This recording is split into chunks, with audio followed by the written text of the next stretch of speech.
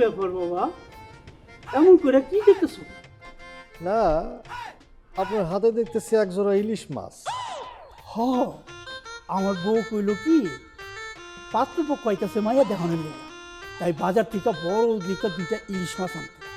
এত খোঁজাখুঁজি করলাম রে বাজার, বড় ইলিশ মাছ আর পাইলাম না, তাই এই 2টা লয়ে আইলাম। বড় বাঘও বাঘ, আবার ছোট বাঘও বাঘ। ঠিক কইছি না?